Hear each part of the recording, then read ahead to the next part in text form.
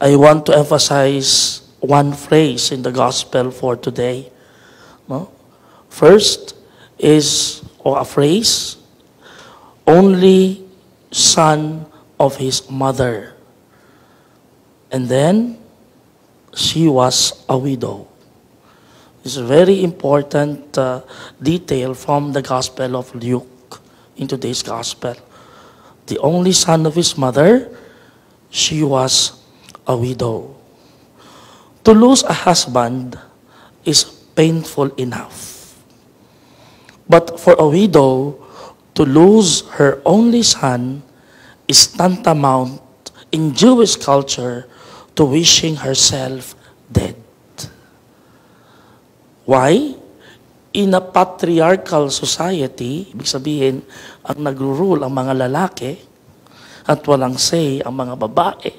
In a patriarchal society, a woman is highly dependent on her man. If a woman's husband dies, she can still count on her son. But if her only son dies, her chance of survival is slim. I want to emphasize that context para malaman natin kung saan nanggagaling si Jesus. No? Jesus recognizes this pitiable situation. When he and his disciples encounter near Nain the funeral procession of a widow's only son. He is moved to the depths of his being and gives the young man back alive to his mother. Imagine what will be the life of the mother now. If you will place your situation, Jesus knows that because he is a Jew. And probably Jesus might have thought that time this is what would happen to her mother. Di ba? Wala na yung atatay ni Jesus. Wala na si Joseph by this time. At iiwanan pa siya, the only son of Mary. Probably she saw similar to that woman. No? Jesus' great miracle is similar to the stories of the prophet Elijah. No? Raising the son of a widow at Zarephath in 1 Kings chapter 17 verse 23, and also prophet Elisha bringing the son of the widow at the Shunem back to life in 2 Kings chapter 4 verses 32 to 36.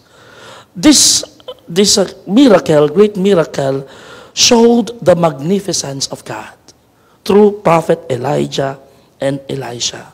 But the big difference is that Jesus performs the miracle by his own authority, through the power of his word.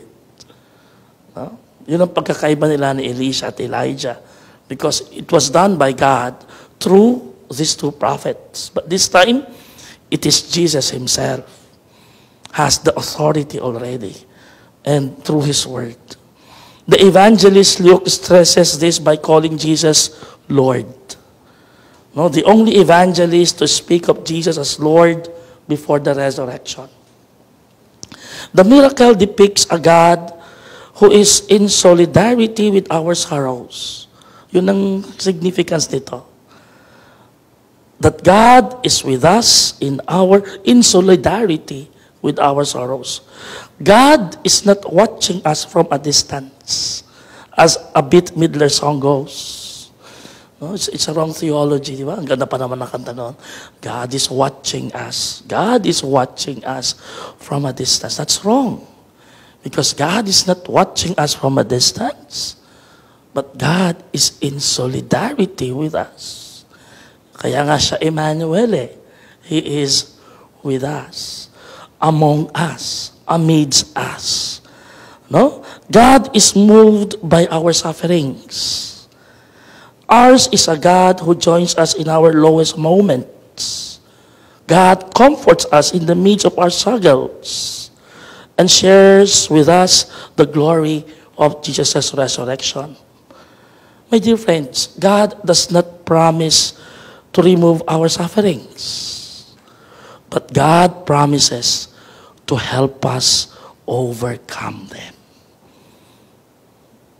I repeat that. God does not promise to remove our sufferings, but God promises to help us overcome them. Sana baunin po natin yan.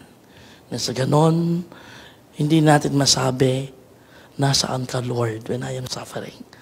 The more that we would feel, because God knows what we feel, because He is with us, not watching from a distance.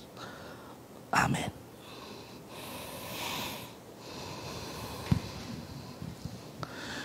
Saint Paul